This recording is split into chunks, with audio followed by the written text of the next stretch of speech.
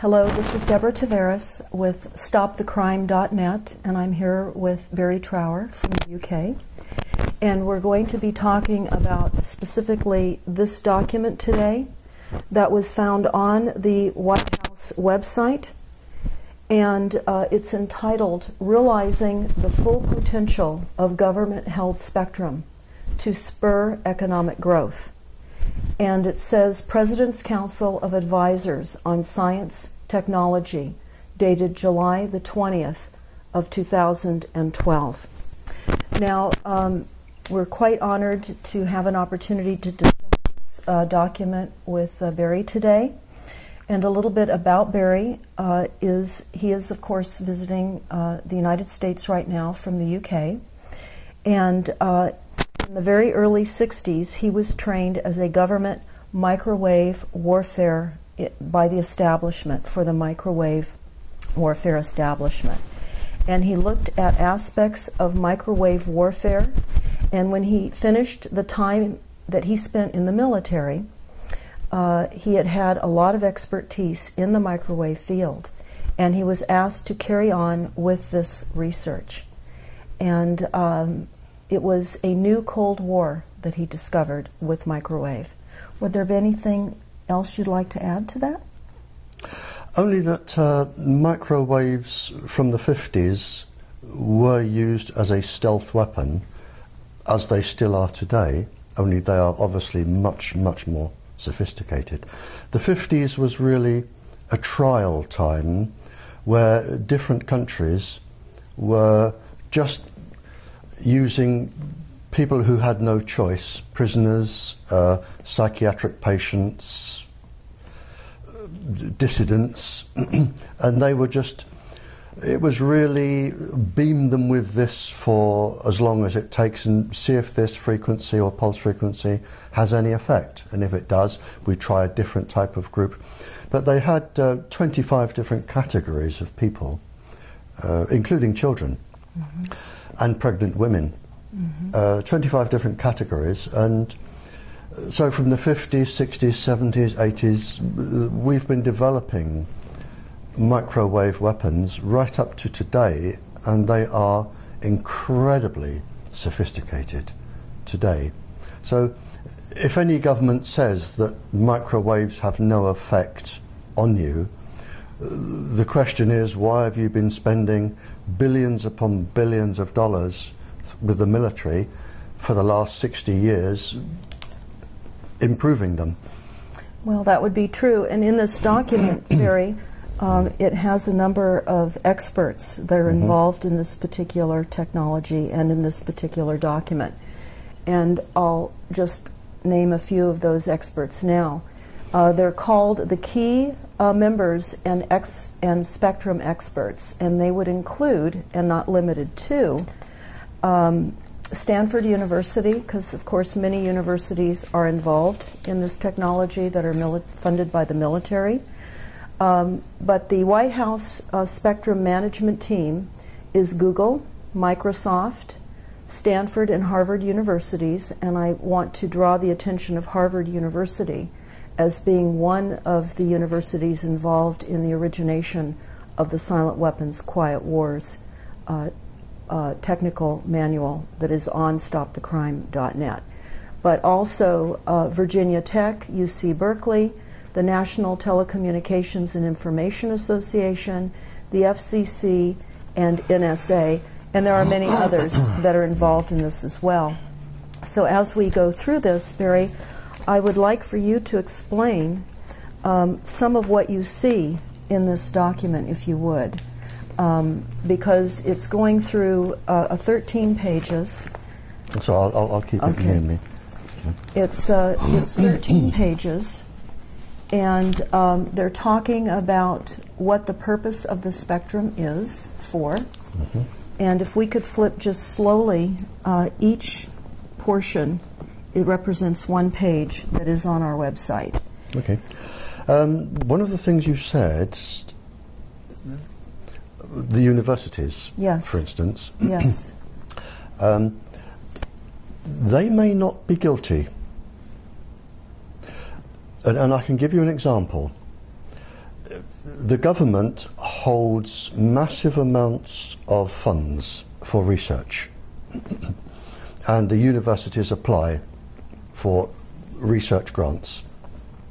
Now, to give you one example in the United States, the government asked one university if it could devise a method whereby if you beamed microwaves into somebody's ears, the vibrational frequencies in the cochlea, they would actually produce sound in the person's head.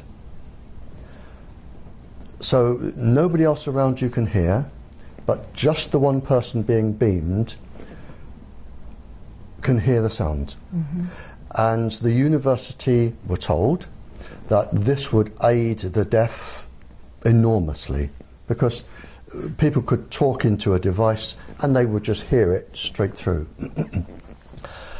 It was also picked up by the superstore manufacturers, who said, well, we can also use this for good, because if we have shoplifters, we can beam the pulse frequencies to the shoplifters to say, you're being watched, put this down, mm-hmm. and we will prevent crime. And that was used for good. But it didn't take people very long, especially the military and other superstores, to think, well, hang on, we can use this for our own devices. So the military can now put voices into people's heads to do whatever deed they wish it to achieve. And the superstores have also realized that rather than say, put that down, you're going to steal it, if you're indecisive and you're shopping, they can say, you really do want to buy this. And after 9 months, and I got the figure from one of your courts, because somebody took one of your superstores to court for beaming them. Mm-hmm. And they made a phenomenal profit in just 9 months. Phenomenal profit. But because your Federal Communications Committee say microwaves are safe, the case fell. Right, because there's no standards. No. So, well, they know what the standards are. They're so just not. All I'm saying, when you're reading out the universities, and they may be acting totally innocently, and it may be that the recipients, after the research is done, to say, now we will turn this to our advantage. And that's very possible, because so much is very compartmentalized, and that's how they're keeping this monster escalating. Yes, to the degree that they are. It's deception. Absolutely, absolutely. What I find so true in the Silent Weapons document is they talk about the real and the stated goals. And so what we're seeing are what the real goals are, but what they tell us the stated goals are. So we're buying a lot of this advancement in technologies based on what sounds good as a stated goal, but then there's the real goal.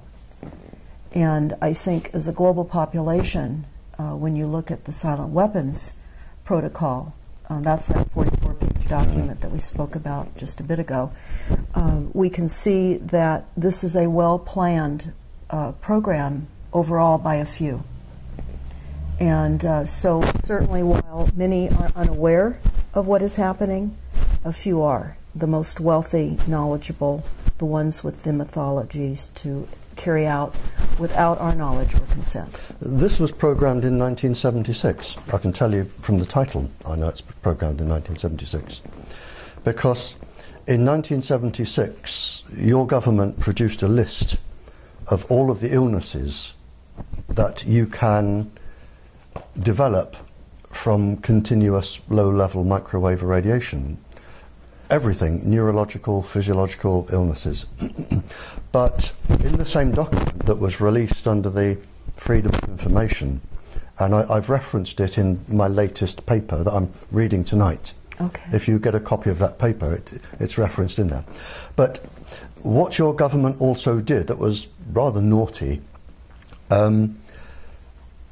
they asked all of the other governments in the world, the influential governments in the world, basically to deceive the public. And they were to deceive the public really for two reasons. The first is to avoid lawsuits, and the second was to protect industrial profit. So the bottom line is massive corporate profit at Oh, all absolutely. costs. And your government printed it, and I've written it down. They say that basically the public must be deceived to protect industrial profit. And this is here, it's in the title, economic growth. That's exactly right. And also in the silent weapons document that you're well aware of, they also talk about the key to global control is through energy. And we see that happening now with the frequencies and the micro. It's all energy. We're energy. And they want to control it all, even us.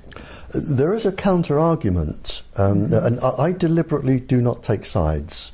I look at arguments from both sides, and I decide myself who I think is right and wrong.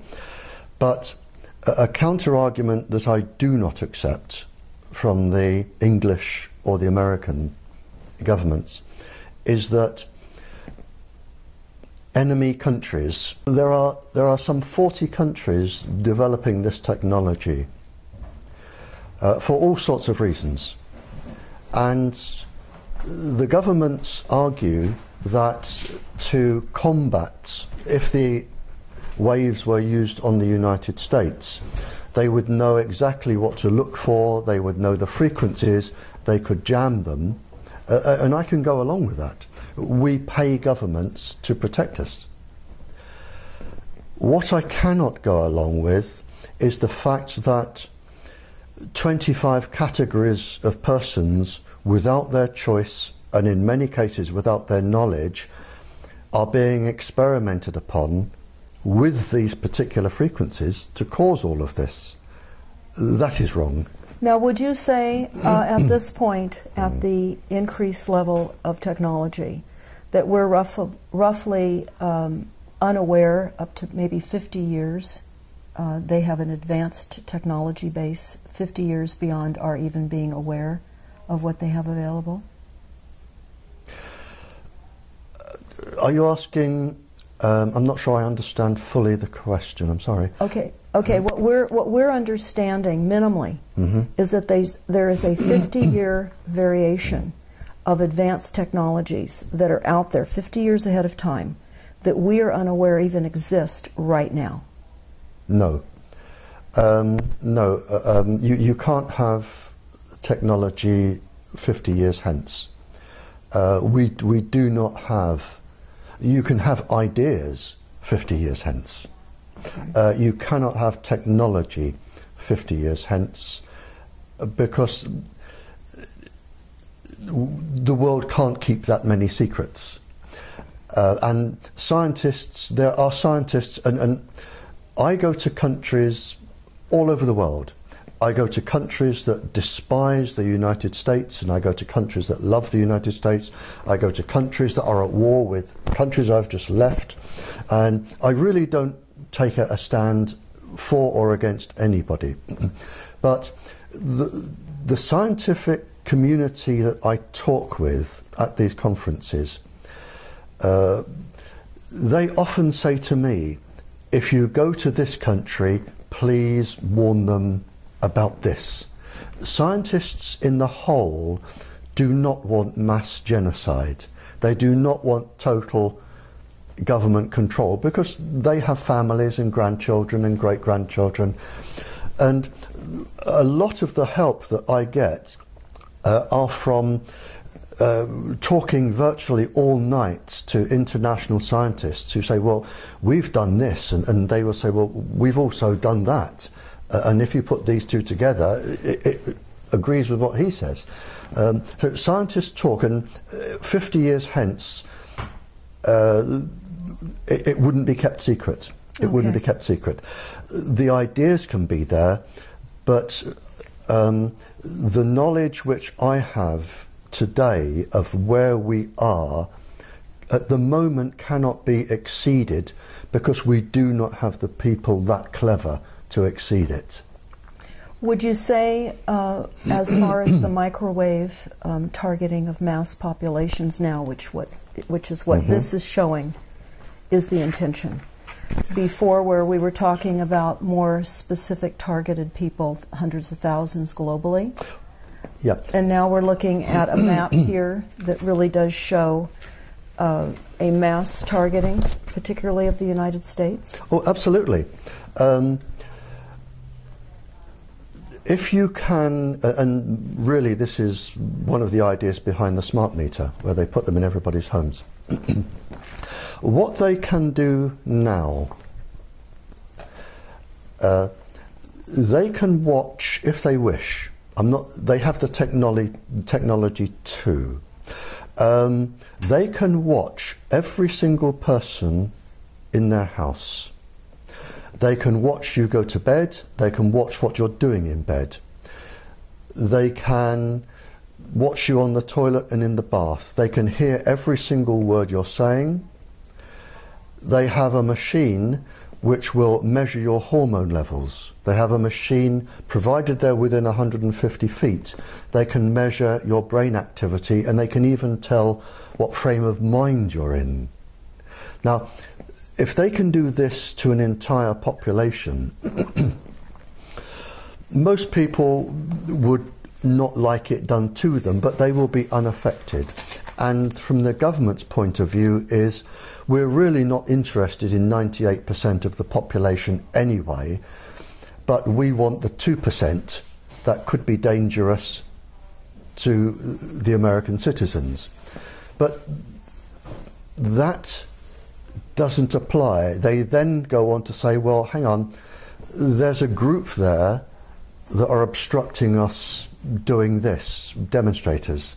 We'll watch those. And then you get to people of specific religions, and people with long hair, and people who smoke cannabis. The level comes down and down and down to the point where they're actually monitoring about 75% of the population, and they have the computer technology to do this.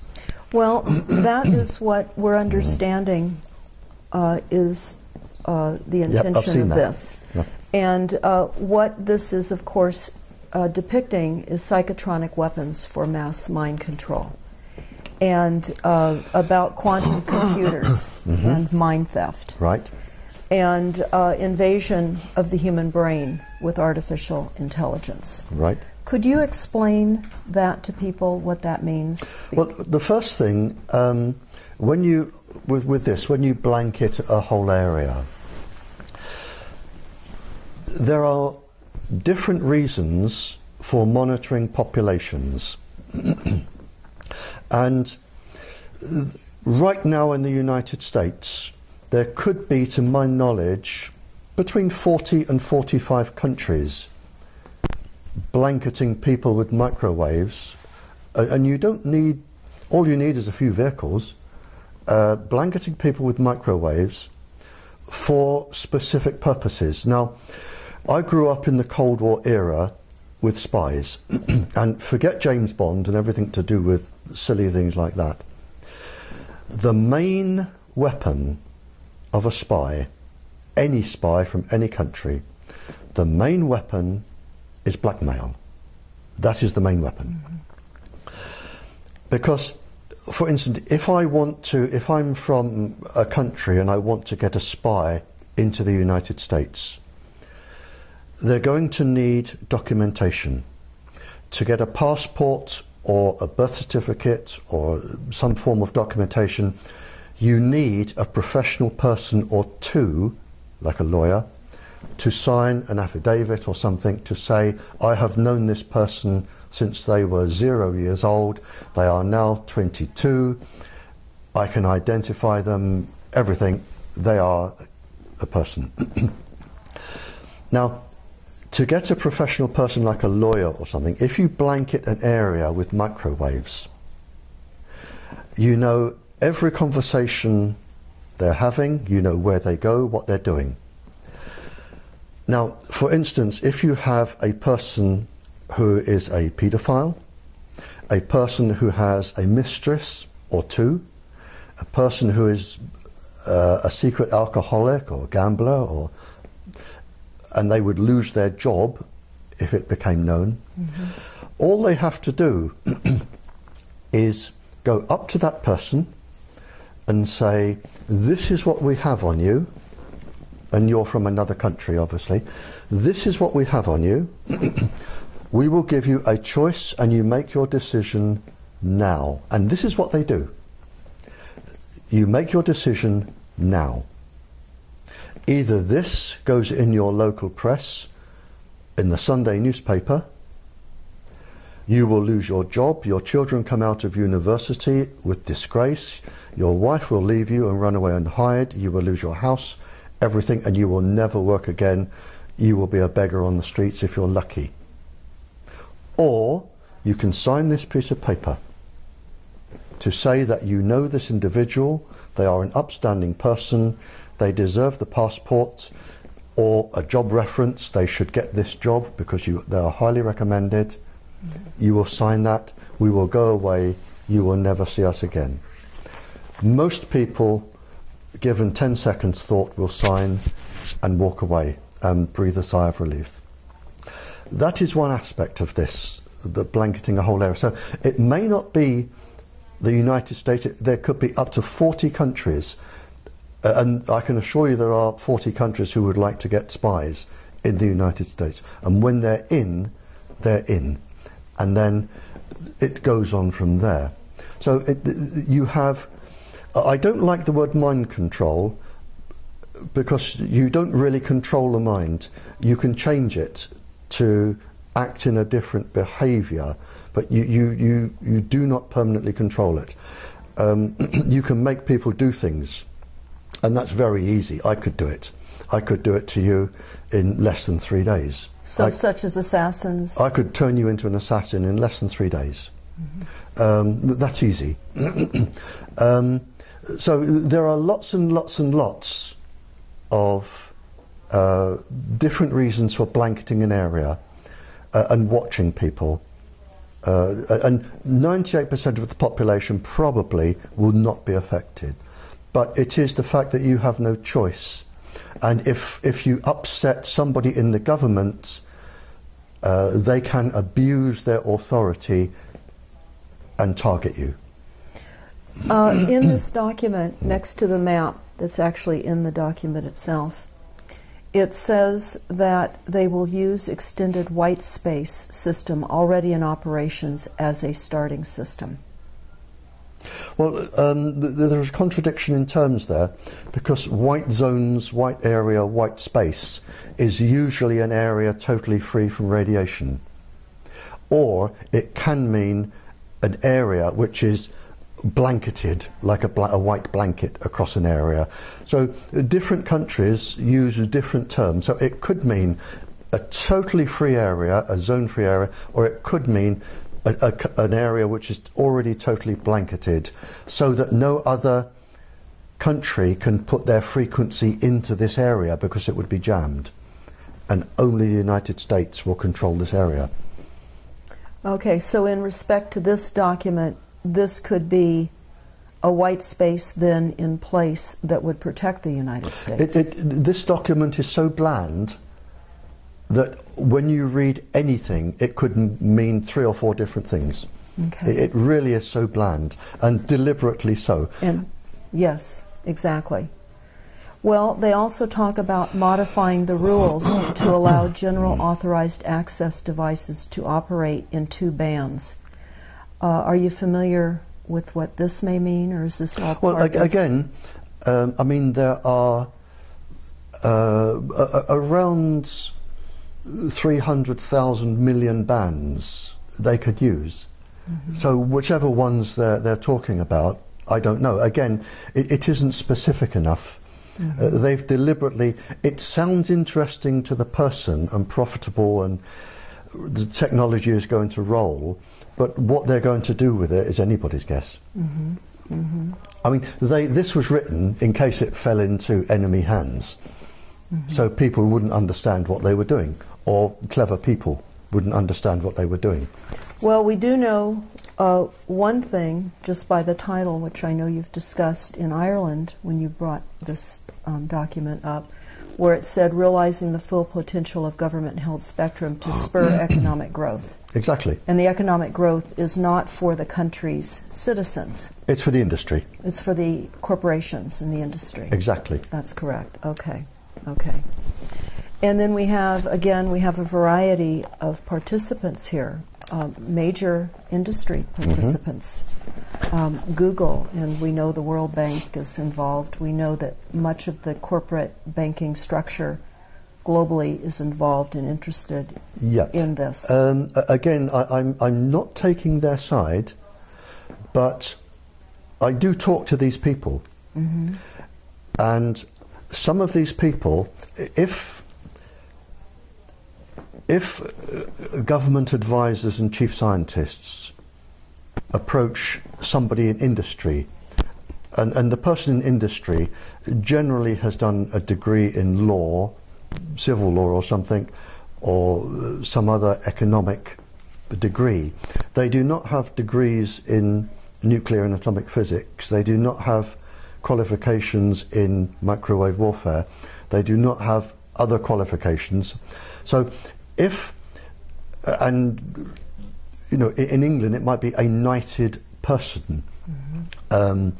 If somebody who is highly respected by the government with a government chief advisor goes along and sits down and says, we can make you a lot of money if you do this, and we are also going to benefit the population, they will believe them.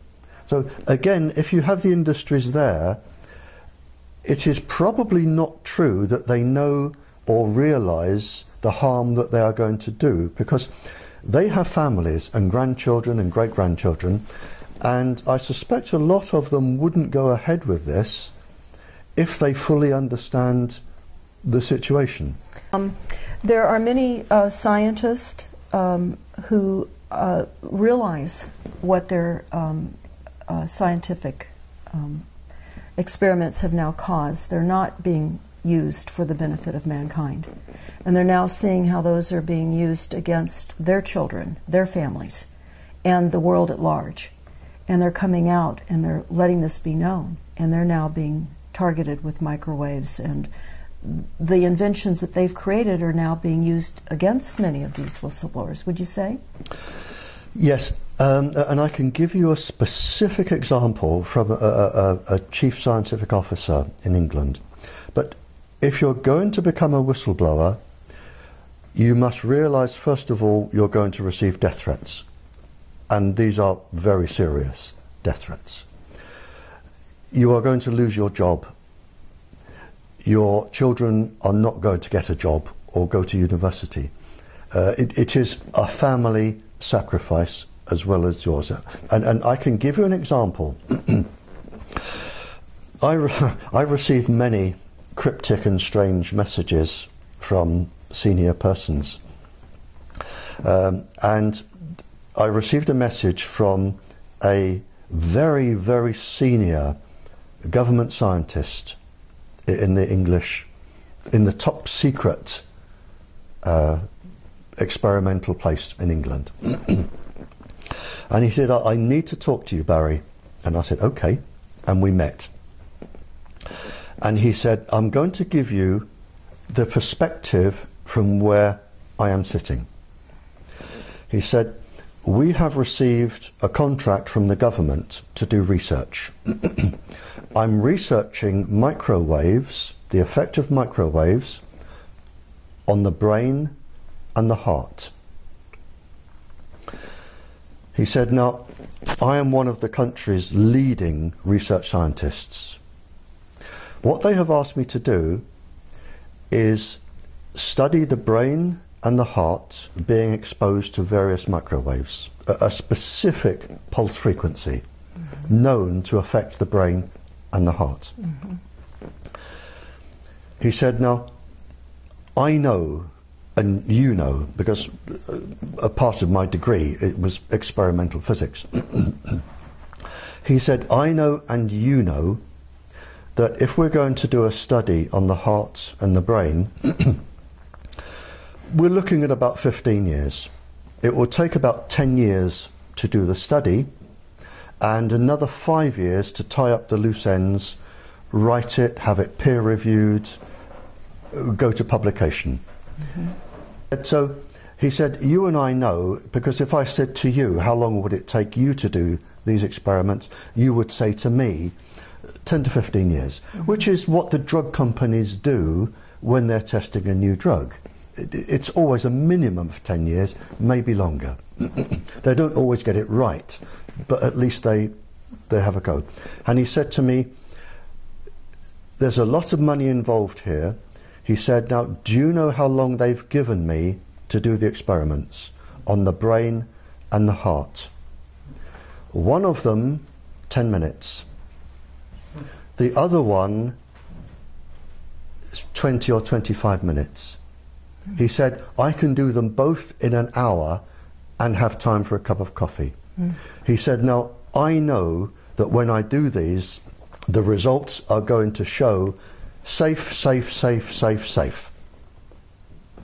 And I know they are going to use this with the stamp of my laboratory to say, this is safe, sell it. And this particular system has been sold now to 150 countries as safe. And he said to me, now, I've done nothing wrong. I did the experiment, I have produced the results, which are safe. He said, but I know this is going to be abused.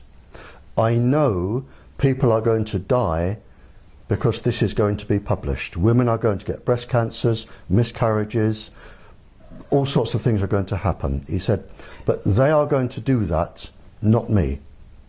He said, now, I am in a top government scientist's job. I have a top salary, I have 2 children at university, 1 at college, I have a mortgage on a big beautiful house. If I spill the beans, I will lose everything today and I will never work again. The children come out of university, my life will be a mess. He said, what do I do? And I said, well, you only have 2 choices. You give up your family and your children's university education and everything, or you keep quiet. And those were the only 2 choices. And he decided to keep quiet.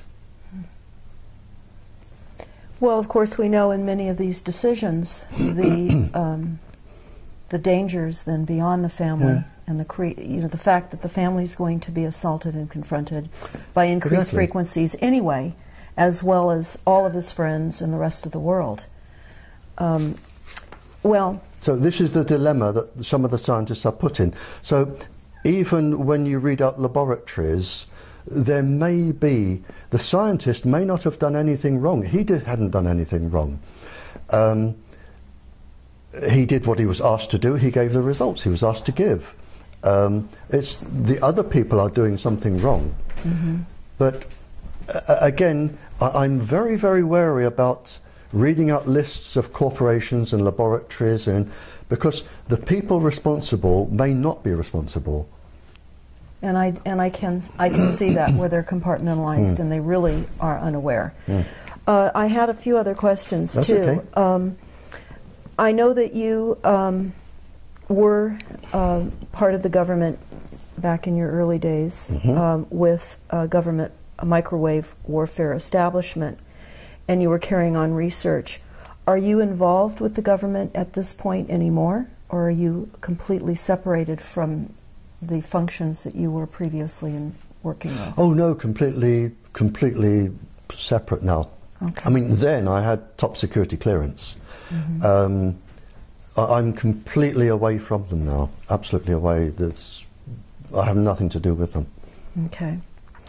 What, with all of the people that you speak with, are there countermeasures that you're aware of coming online to help mitigate some of the damaging from the effects of the targeting on some of the people now that are being severely electronically harassed? Yes and no. I'm very, very cautious about devices, medicines, or anything to do with countermeasures. I often receive letters from people saying, would you endorse this? And I always say no. Unless somebody can prove through rigorous, I can't say the word now, rigorous scientific experiment that something works, it may work, I don't know. But there are all sorts of charlatans who will make a device to sell to people who are vulnerable, to make money. Another way in which corporate profiteering. So the devices may work. I don't know. I honestly don't know. I've never tested any of them. But if somebody produced, I mean, there are obviously, if the body is suffering, there are obviously chemicals and medicines that will help. And they will help. For instance, boosting the antioxidants, boosting the nighttime melatonin. That certainly works. But you have to be very, very careful about buying devices that will protect you. They may, but they may actually be even more dangerous, especially if they're jamming signals, because they're also sending other microwaves into your body. You know, so you have to be incredibly careful.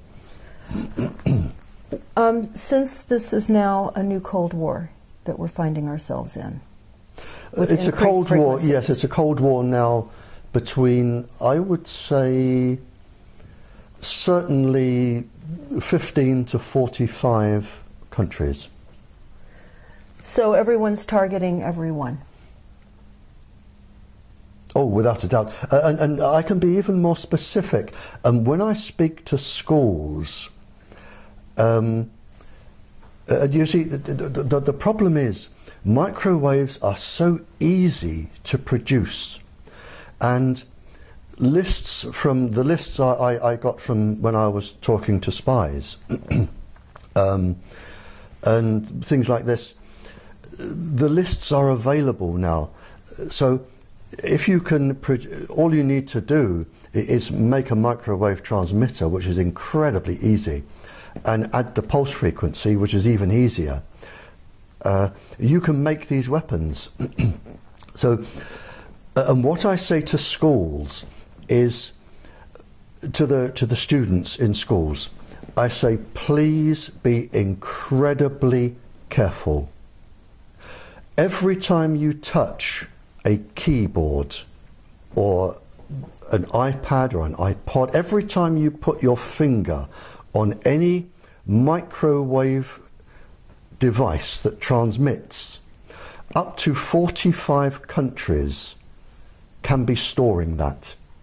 So if you are a young couple in love and you've got the people in separate houses and they're in their bedrooms, and one is can we do this, I'd love to, how about this, you know, send me a picture of your chest, zonk, there you are, and they carry on. Now, I say to the schools, assume that 45 countries are actually recording this, and they have the capability. And when you are a graduate and you are a professional, they're going to come back and they are going to sit in front of you one day, if they wish, and they are going to say, do you remember writing that? You should have a criminal record. Your job doesn't allow people with criminal records. How about just doing a little favour for us and we'll tear this up? And if you think of what teenagers, and the average American student sends 3,000 texts a month, if you imagine some of these texts, going backwards and forwards, up to 45 countries can be storing this, and you're all clever, and you're all going to university, and you're going to be exactly where they want you. And if they want to, and they want you, they're going to come back, and you're going to regret this. Speaking of universities, here in the United States, as well as internationally, and in the United States specifically, we have a new curriculum that has been introduced called Common Core Curriculum. And it is a curriculum of essentially dumbing down both math and science. They will not be teaching cursive writing any longer, which helps to fire off the right and left brain. The children will not be learning how to read a calendar. And math and science is going to, as I say, be dumbed down. And in the Silent Weapons Quiet Wars document, they say that it will become enslavement by lack of knowledge.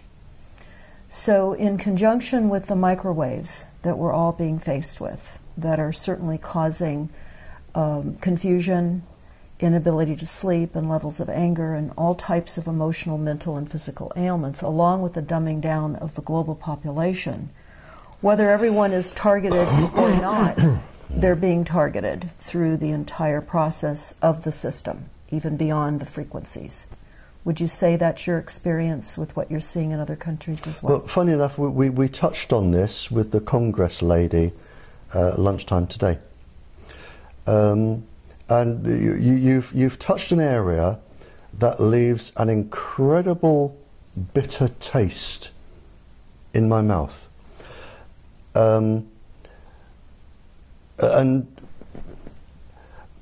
the problem as I see it, now, we have virtually the entire United States being microwaved. And there are a small group of people in the United States who are untouchable, namely your Federal Communications Committee.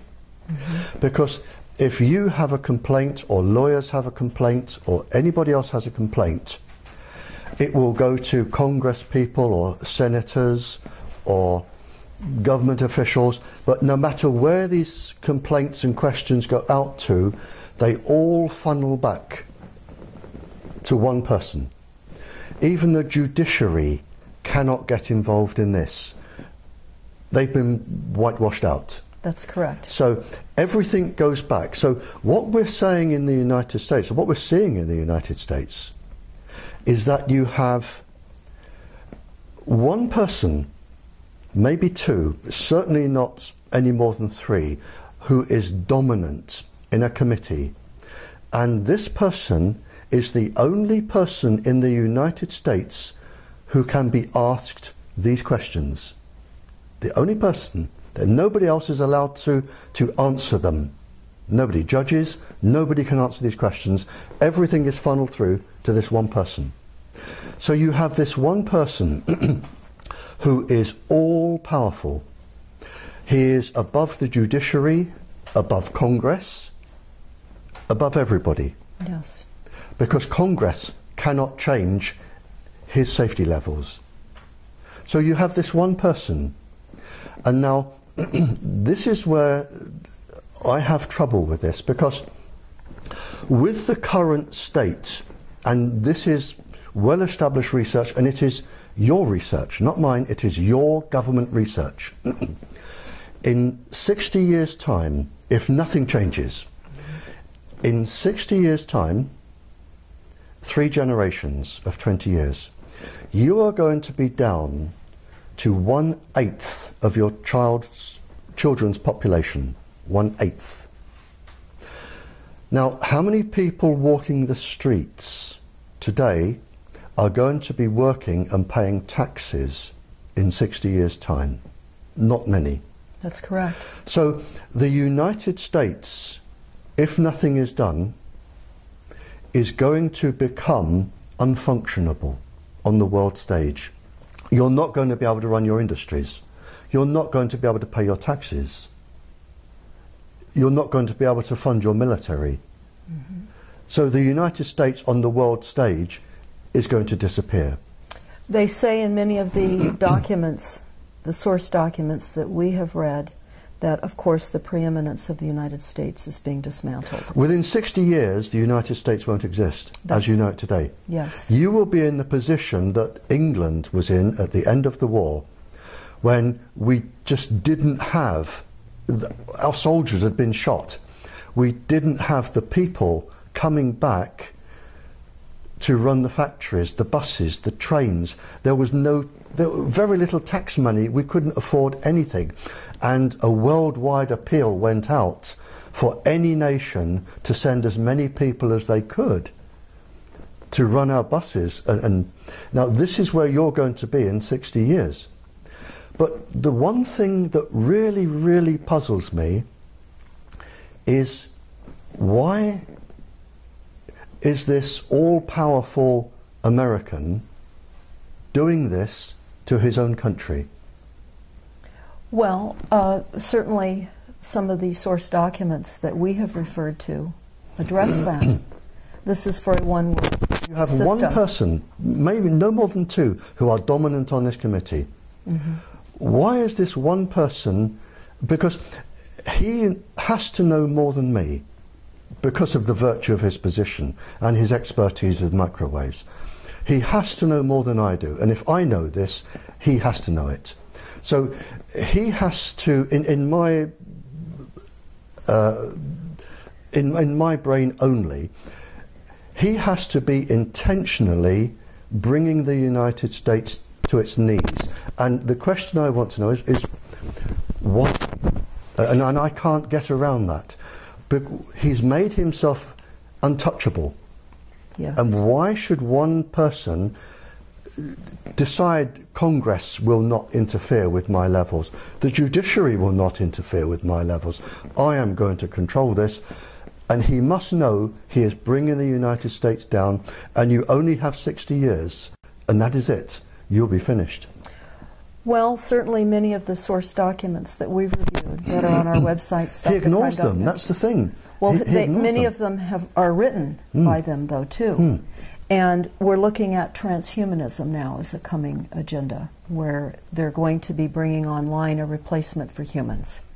And we see much of that research occurring now in most of the major universities, certainly here in the United States. But this document here, this NASA plan, talks about robot cyborgs and humans. And we're really starting to see the replacement of humans by machinery. Well, again, and I'm not being deliberately obstructive, but I'm going to rush to the defense of the industry. And I do know, because I've spoken to the scientists, the government approaches an industry and it says, if we can implant, and it can be nanotubes, which will be triggered, a chemical will be triggered, or an electrical signal will be triggered with a microwave pulse going to the brain, or you have the creatures that live in the oceans that photosynthesize from the sun. Mm-hmm. And when you photosynthesize, like Euglena or coccolithophores, they produce minuscule electric currents. Now, they can be guided to certain areas of the brain by viruses. And the industries working on these, they really, the paralyzed get electrical signals going in the body to move limbs and think. And by beaming them with microwaves, you can actually get paralyzed people moving again, or people, brain damaged people, you can get the electric current back into that part of the brain. So they are doing an immense amount of good. But again, as I said earlier, the harm comes when the military come along and they say, now if we can make these people do this, if we put them into these people and we stimulate this part of the brain, for instance, a balance between the frontal cortex and the amygdala, which will induce severe violence. So you can use things for good, and they're developed for good, but other people can use them for bad.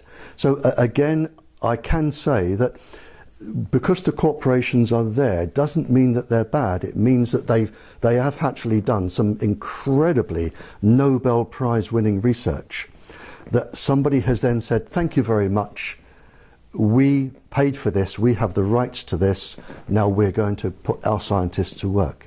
So there is a seesaw effect here, and you have to be, I think, be incredibly careful reading out names of universities and organisations, because they may be doing it for good, and they do absolutely brilliant work.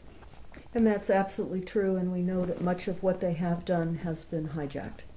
Oh, it's all been hijacked. Yes. All of it Yes. has been hijacked. And that's why we're here today, Yeah. because we're sitting here in a very precarious, Yep. hijacked reality. And now, where does this hijacking, you see, if it's been hijacked, somebody authorised it. That's right. And if somebody authorised it, they would have had permission. Now, where is this leading back to? That is where we should be going. The source of this. The source. Yes. And it's even kept from presidents.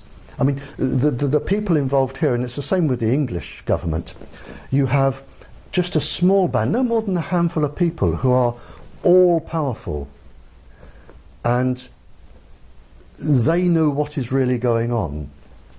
And presidents and prime ministers and ministers and senates, and they come and go every few years. Mm-hmm. They are absolutely immaterial to this.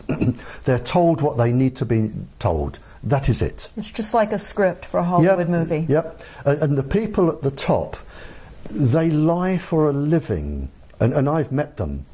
They lie for a living. And the truth is so obscure to them, they wouldn't know the truth if they tried to tell it. Lying is just norm. Mm-hmm. And so you have this small band of people, and they are controlling virtually everybody else. So if they say to the president, I am the country's top scientist, this is safe, the president believes them, because he's only going to be there another 2 years, and then a new one comes in, and they say to the new one, this is what you will say, this is what you will do. Well, this, of course, is why we have Bohemian Grove and the Bilderbergs. They set global policies. They meet and they organize and orchestrate the corporations. And we've heard much about the Bilderbergs there in Europe, and their offices, of course, are in Switzerland. And they meet annually, just as the Bohemian Grove does here in Northern California. Meet once a year and at times in between to create policies. I mean, personally, I've never met them, and I've never attended a meeting. Mm-hmm. So I honestly, I can't comment on that. I also have a question. Have you heard anything about the activation of catalytic genetically spliced virus and bacteria? I know you were just mentioning some of this via bacteria hybrids by the use of advanced targeted photocentronics, and there have been rumors from insiders for years that psychocentronic can also be deployed to reduce a person's natural immunity, allowing the opportunist virus and bacteria the ability to gain control when they would normally be suppressed. Could this be true? I mean, you've covered about 50 years of complicated research there. I mean, just any three of those words could spark about an hour's conversation. Is it being done? Yes. Can I go into that? No. I can answer it. It is far too. We would need to sit here for a week and not even scratch the surface. Okay. Yes, it can be done. Are they doing it? I don't know, because they haven't told me. Is it possible? Yes. But I don't know that they're doing it, because if they are doing it, it is in secret, and I don't have access to their secrets. I've never been told by anyone that they're doing it.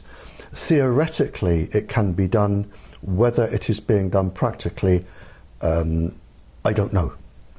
There are people concerned too about the electronic warfare and how we can use it against terrorists, but it seems as though since we have 45 countries all engaged in inflicting electromagnetics on other countries, it seems like we're all battling one another. So do you see an opportunity to control this? It's uncontrollable. I mean, what we have now started is a runaway train. It is absolutely uncontrollable, because if the United States stops research, there are 45 other countries, some of whom probably do not like the United States, that will say, that's good, we will now be the world leaders. It is uncontrollable. People now have to progress. Where it's all going to end up, I don't know, but it is absolutely uncontrollable now. There are too many different laboratories over the world studying too many different things. There are too many different organizations looking into microwave weapons. It is absolutely uncontrollable. And as you said, we've now gone into a new Cold War. And I don't know where it is going to end. Well, this certainly is a silent weapon system for a quiet war. Oh, it's been that for 60 years. Yes. There's no problem with that. Somebody asked and was wondering, of course, about Wi-Fi in restaurants, etc., and in the coffee shops that are globally situated now with Wi-Fi opportunities. What would you say to the general population about Wi-Fi, and what other kinds of repressive stances can they make against this attack of artificial frequencies? Well, Wi-Fi uses a known weapons frequency. That's known, and it is going to cause harm. There is no doubt there. And again, the owners of cafes and bars that have Wi-Fi, they would have been told something that wasn't true. So the only thing you can do is advise them to fit a fibre optic cable, a high-speed fibre optic cable, if they can be told the truth. Again, it is not their fault. And people come in with their computers and their smart thingies, and they sit at the tables and they press away. So the cafe owners, they're just giving people what they want. They're making money from it because it's good for business. They're employing people, which is good. But if they were to just run a few cables, they would make just as much money, and they wouldn't be doing harm. But you can't tell them they're doing harm because of the control over the press and the television companies and the radio companies, because if you even begin to mention it, the industry will come down like a ton of bricks and say, we are pulling out our advertising. Now, how do you like that? So what we're really saying is, for the protection of people, they have to either be hardwired and or stay away from locations that have Wi-Fi. They need to stay as far removed from the cell phone towers, the antennas, the smart meters, the electrosmog that our cities are experiencing. Yeah, is that the only thing? Well, the system can be made a lot more safe. But of course they don't know it needs to be made a lot more safe. So maybe our talk from the Congress lady this morning if we develop somewhere there and we can get something broadcast nationally. But at the moment, the system can be made a lot safer all over the country, to the point where the minimum of persons will be harmed. And that, how long would that take in order to implement? Oh, if you started now, you could, and provided you had, I mean, once this bubble bursts, there is going to be an enormous business for somebody, enormous profits in fibre optics and things to do with even cell phones. I've read from Dr. Andrew Goldsworthy, who is an incredibly clever scientist from Imperial College, London. Imperial College is the sort of Oxford and Cambridge of London, and you don't get to teach there if you're stupid. Now, he has described how microwaves can be made safe. I don't understand at the moment the full technology behind it, but he has described how they can be made safe, and they will work. Fibre optic cables everywhere you can. The technology is there to make everyone can still have their toys, and they can still use them, and they will probably work better, and it will be a lot more safe. The problem is it needs to get to everybody, but the technology is there today, and in terms of how long it would take, depending on manufacturing outputs, depending how quickly you could convert a few factories, but whoever comes up with this first, there is going to be billions upon billions to be made with this. Well, the concern, of course, would be is that we have a corporate structure that is engaged in massive profits over people that are becoming quite ill. Yes, but the profits will only last until people like me touch the right person who touches the right person who says, why does that man have so much power? Why doesn't he answer to Congress? Why doesn't he answer to the judiciary? Why doesn't he answer to the president?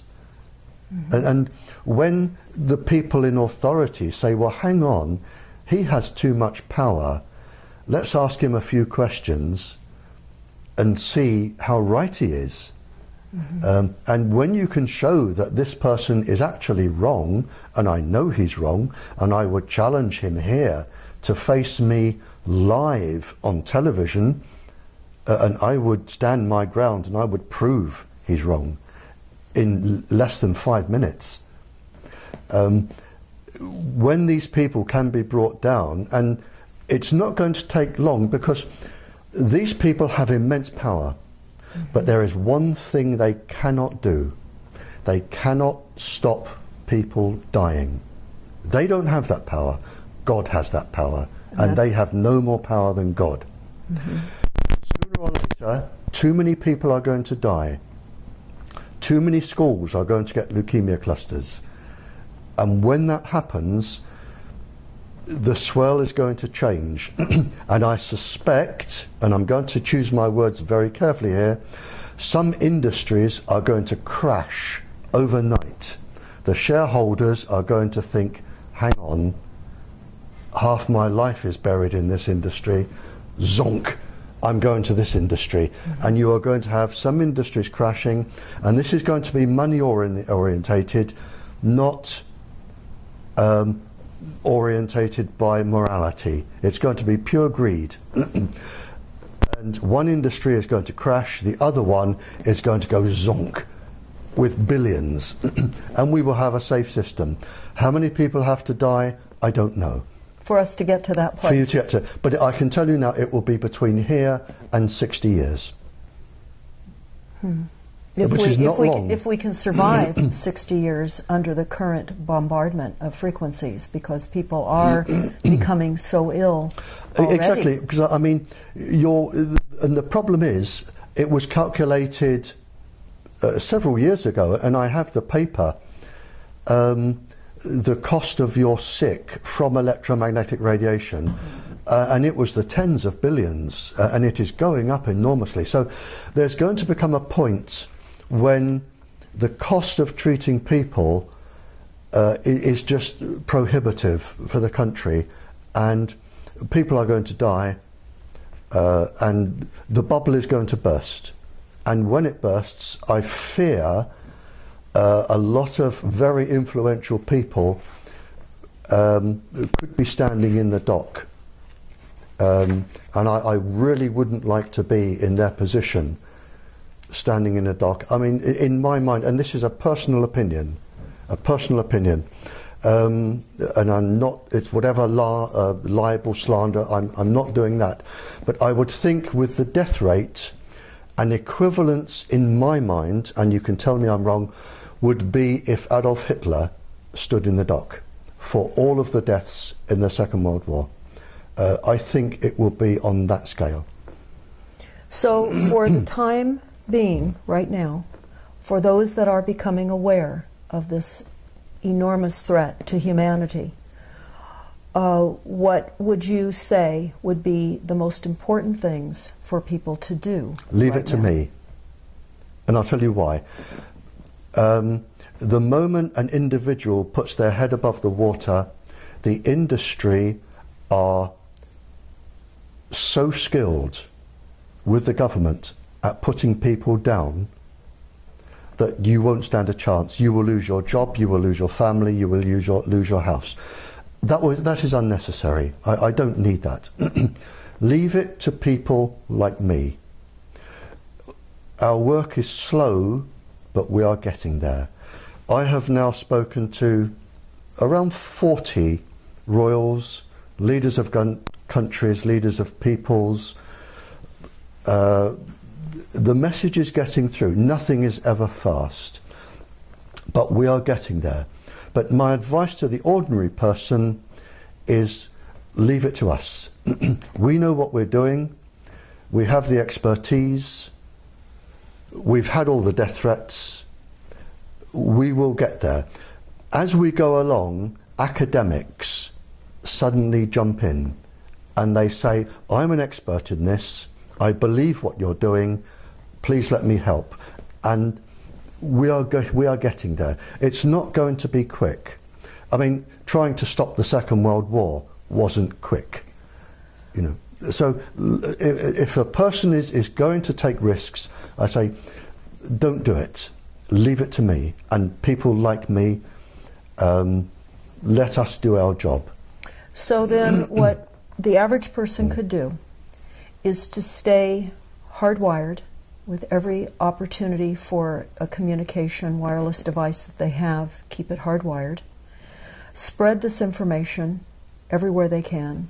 Refer people to the YouTubes that you have so that we create a wider understanding through education of what we are facing. Exactly. I mean, if everybody started to go with cable, the Wi-Fi industry would collapse anyway. Now, what about the schools? Because we're noticing now that in many of the major universities, in the elementary schools, in the high schools, because of the economy being what it is and the telecom industry paying monthly rent to anyone that will allow us a cell phone sighting on police stations, on fire stations here in the United States, we're seeing these cell phone towers crop up everywhere. They're disguised as trees, they're in church steeples, they're in flagpoles. Some are not disguised, but many are. And we're seeing they're lining all of our major freeways nationwide now. And they're in communities everywhere. We just are staying at a place here in Portland, in downtown Portland. And collectively, from the antennasearch.com that we did, between the cell phone towers and the antennas, within a 4-mile radius, we have 660 combination of cell phone towers and antennas. Again, the school governors and principals would have been told from our one person that this is safe. And they would have been told there is nothing to worry about, research is inconclusive, it shows it's safe, and you're on a good thing. Whether or not there is a legal argument here, and there is in the United Kingdom. In the United Kingdom, a teacher, and I was a teacher is in, under law, a teacher is in what they call loco parentis. In other words, when a parent takes a child to school and hands that child over to the teacher is obliged by law to look after that child as the parent would. You cannot do anything to that child that the parent would forbid. It's against the law. That's the easy bit. So and they are trying this in the UK now. If a parent says to the teacher, I do not allow you to microwave my child, and the teacher does, the teacher is breaking the law, because they are in loco parentis. It has nothing to do with the other laws. The teacher is breaking the law, and the teacher can be taken to court. That's the easy bit. In the UK, to take somebody to court for microwaving, it has been estimated you need £31 million. Mm-hmm. Well, that's putting an enormous burden on any of us to try to bring litigation against this. Well, they've said time and time again in England, take us to court. Mm-hmm. Our part of the trial is 3 years. And 3 years have passed. 3 years. No, our part of the trial, for all of the witnesses we want to call 1,000 witnesses. It will take about 3 years for our part of the trial. Court costs £100,000 a day, no legal aid. Then, of course, you have your 3 years, and if you lose, we'll have your house, your car, and everything else. Everything else.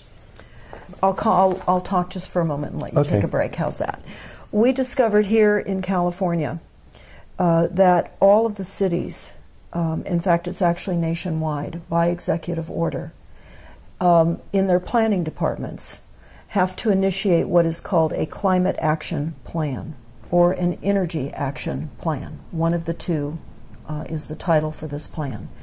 In California, where we have looked at a number of these climate action plans, it's requiring, even though California has an opt-out now for smart meters with the utility companies, by paying a penalty. We have to pay $75 if you want to opt out initially, and then $10 additional per month. Many people feel, of course, that's an extortion fee.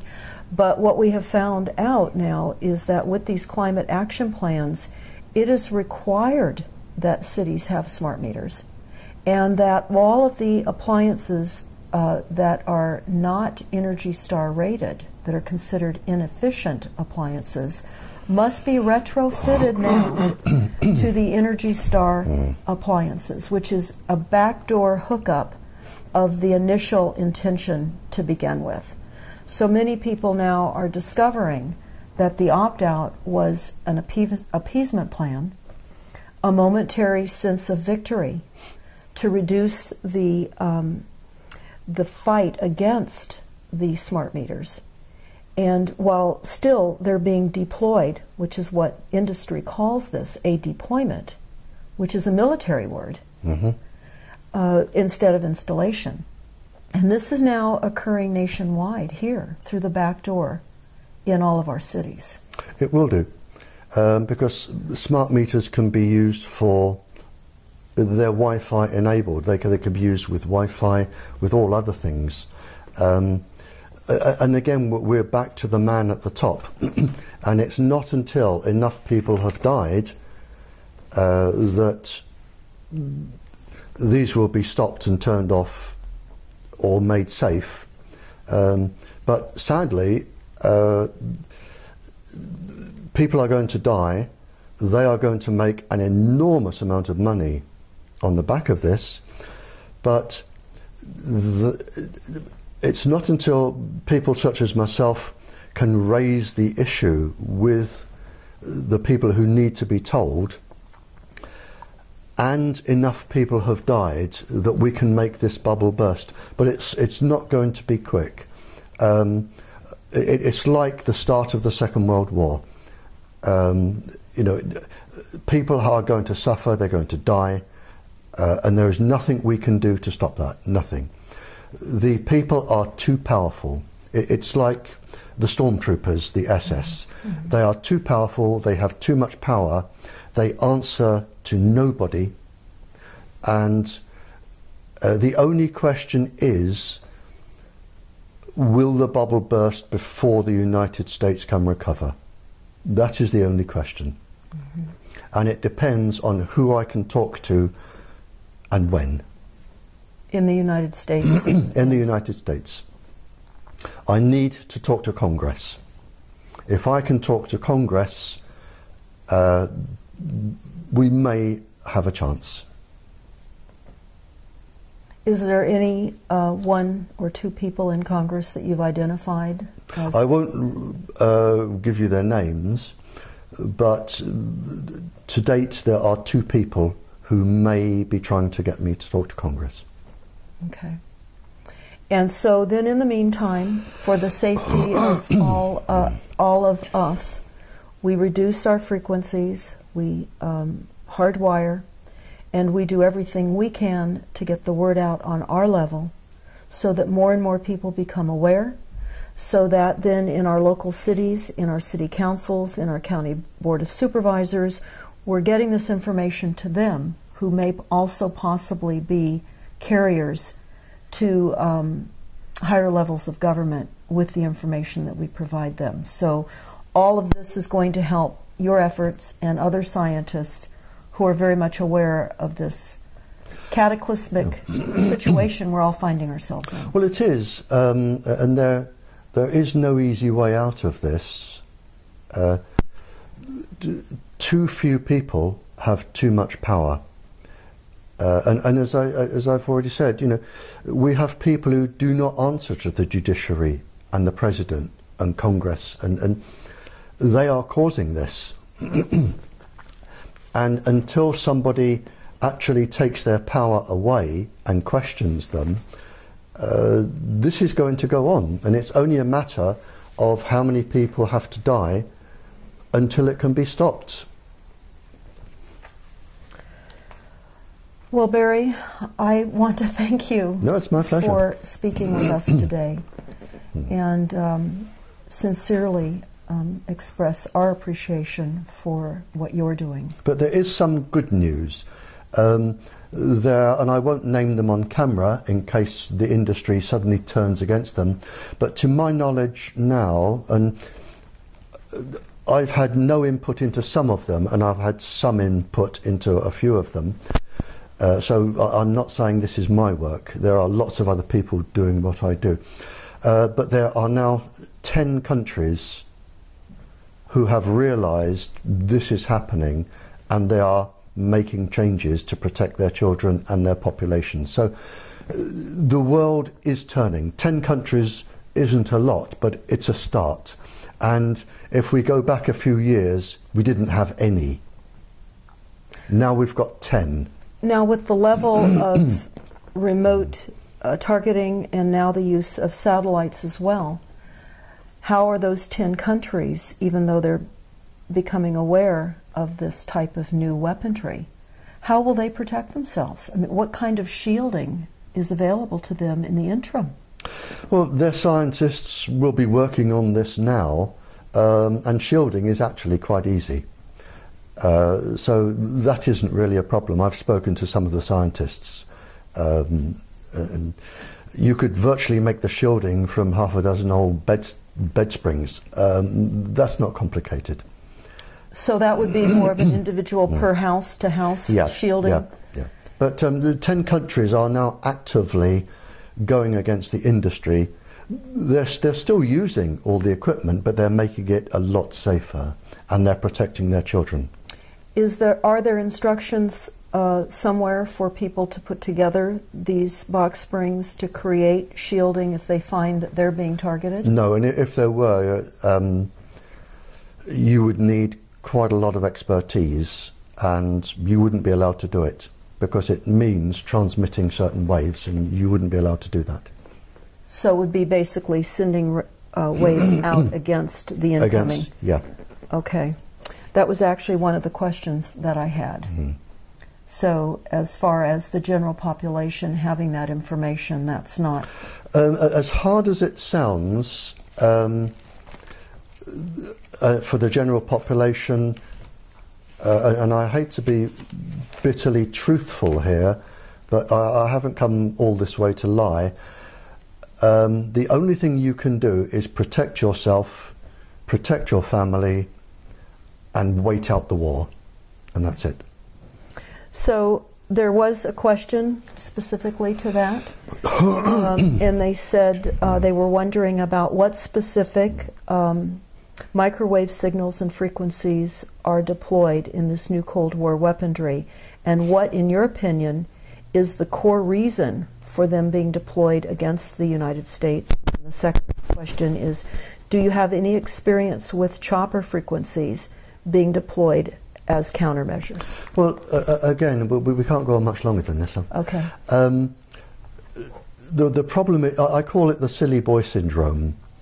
You have these young graduate boys or girls, they graduate in computer science at university, they then go to a firm or industry, and they think, I'm going to make something that does this.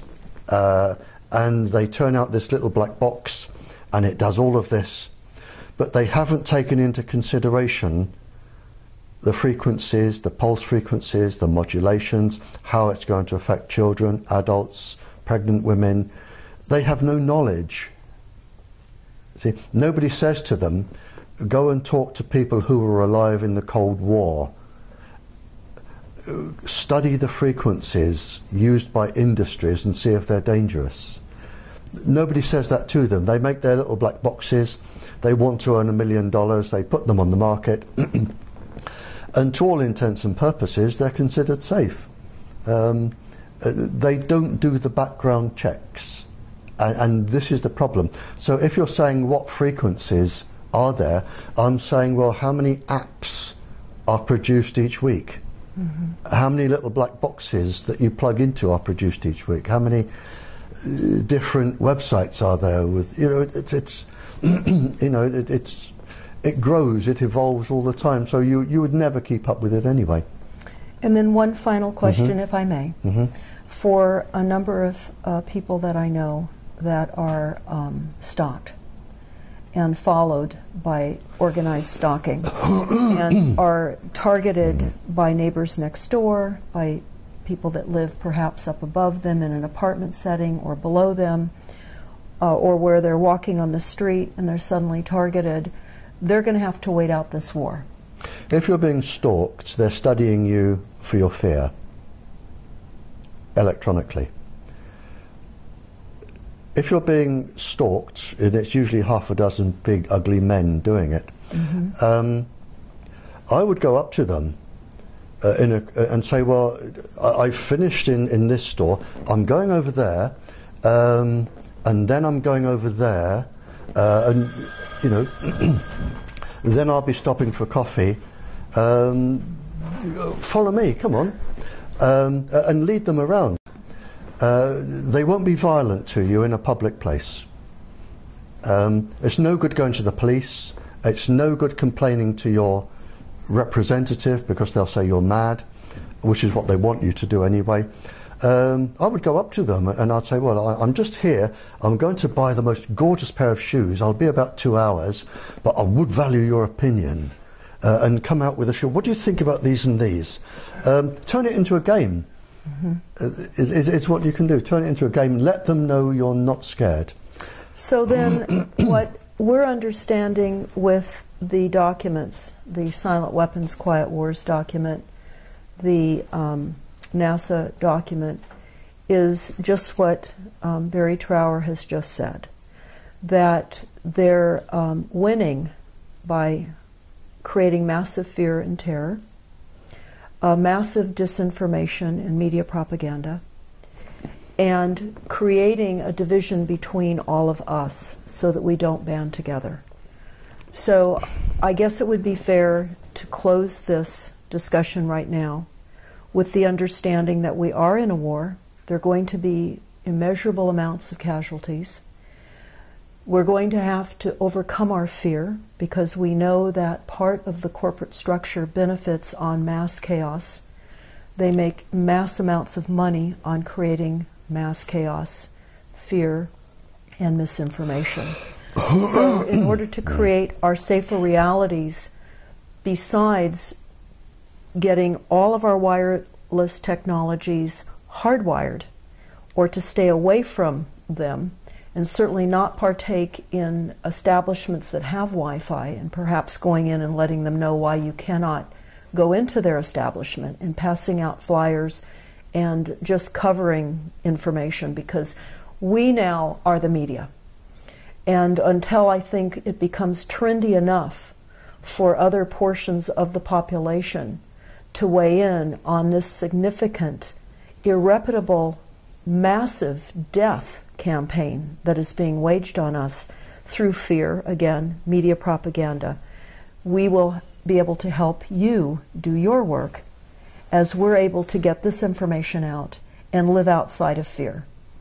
And understand that this is a massive media propaganda campaign, and they're keeping us divided, and it's all through lack of knowledge. There is just one last, quite an interesting conversation I had with one of the people doing this. And he was an incredibly highly paid lawyer. And going back then, it was something like $2,000 an hour. And he was involved in finding loopholes to support industry. And I was involved in a legal case, and I tend to lose. I was involved in a legal case, and during the lunchtime session, I went over the road and I sat in a pub for a sandwich. And he came and sat down next to me.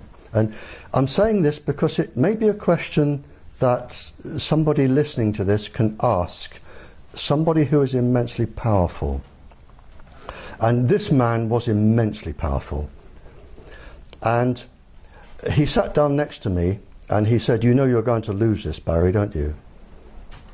And he said, "I've got this, and I've got this, and I've got this, and I've got this. You don't stand a chance." And he was right. I didn't stand a chance. The people wanted representing, I was representing them, but legally he had got every single loophole tied up. And legally he was going to win, and he did win. And he sat there and he went on about sort of how insignificant I was, and the protesters and everything else, and how powerful he was, and why didn't we give up because we didn't stand a chance ever. And I said, "Would you answer me just one question?" I said, "What are you going to say when you stand before God?" And that was it. Well, this is a powerful way to wrap up our talk. I just want to thank you so much for saying what you've said today, and we'll be sure to get this out far and wide and support your work with getting your YouTubes out and doing all that we can. You see, I actually worry for these people, because when they go into the afterlife and then they have to live the sorrow that they have caused to every single person in every single family, and they are going to feel it, yes, and there is no time limit, they have no idea what they are going to face. That's right. And I think if they did, they may think twice. But I stopped this man in his tracks. He had no answer. Where nobody in the afterlife is impressed by a Rolls Royce, a yacht, a big house, fancy clothes, when you stand there naked and there is no lying, you can't lie. And they have no answer. And that is what I would ask them. And if I saw the head of your Federal Communications Committee, that is one of the two questions I would ask him. What are you going to say to God? Well, thank you. I think this really ends it on a powerful note, Barry. On one of the most powerful notes. Thank you. Thank you so much. Thank you.